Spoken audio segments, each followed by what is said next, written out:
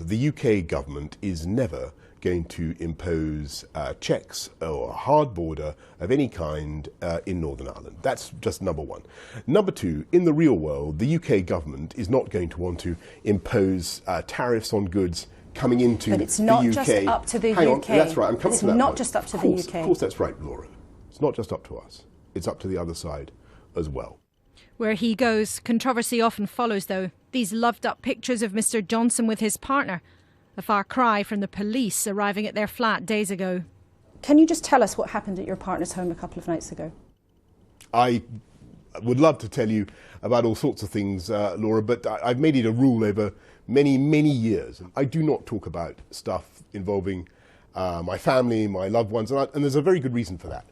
And that is that if you do, you drag them into things that really is not fair, in a way that is not fair on them. But does your privacy mean more to you than the public's ability to trust you? Because look, part of trust is being open, it's being accountable, it's being transparent. I get that, I totally get that. But my key point, though, is that the minute you start talking about your family or your loved ones, you involve them in a debate that is, in a way, this is simply unfair on them. But you seem to care about your privacy so much that yesterday a photographer or someone with a phone just happened to stumble upon you in the middle of the Sussex countryside.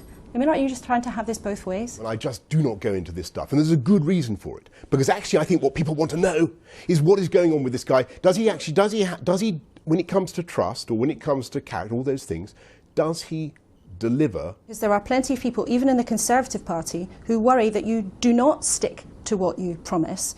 Well, I think they're talking absolute nonsense. Why do so many Conservatives worry about you sticking to your word or being careless with the truth? I mean, you said it only a few weeks ago you would raise tax for the wealthiest in society, then that became an ambition. You said you'd lie down in front of bulldozers at Heathrow, and now you're wobbling. And most importantly, when it came to the British citizen, Nazanin Zaghari-Ratcliffe, you put her in danger by being careless with the facts. I mean, do you think you've sometimes been careless with the truth?